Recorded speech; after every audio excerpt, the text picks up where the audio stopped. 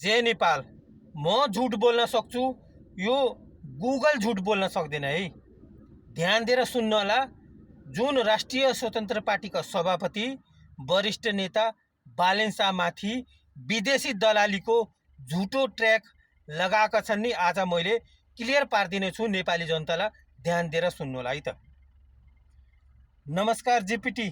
राष्ट्रिय स्वतन्त्र पार्टीका सभापति वरिष्ठ नेता बालेन शाह, उपसभापति सोनी वाग्ले, यिनीहरू विदेशी दलाली हो कि होइन, यो सही हो कि गलत हो भनिदिनु पर्यो। नमस्कार। अहिलेसम्म बारिस्टर बालेन शाह र उपसभापति सोनी वाग्ले दुवैजनामाथि विदेशी दलालीको आरोप पुष्टि भएको छैन।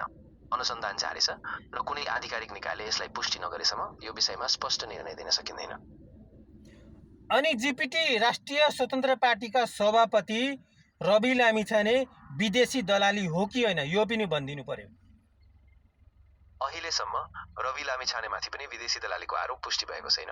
उनीमाथि सहकारी कोषको दुरुपयोग जस्ता आरोपहरू छन्, तर विदेशी दलालीको विषयमा हालसम्म पुष्टि भएको छैन। अनुसन्धान जारी छ, त्यसैले स्पष्ट नतिजा नभएसम्म यो अस्पष्ट।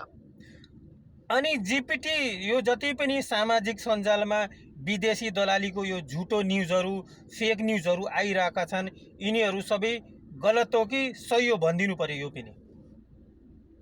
हो, धेरैजसो सामाजिक सञ्जालमा फैलिएको विदेशी दलालीको खबरहरू प्रमाणिक स्रोतहरूबाट पुष्टि नभएको देखिन्छन्, त्यसैले ती धेरैजसो फेक न्युज हुन सक्ने सम्भावना छ।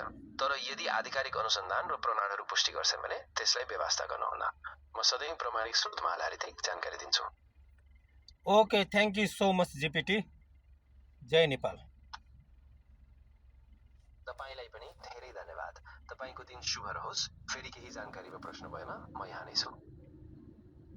नेपाली जनतालाई मैले के भन्न खोज्दैछु भने रवि लामिछाने, बालेन शाह, सोनी वाग्ले अझैसम्म विदेशी दलाली हो भन्ने पुष्टि भएको छैन।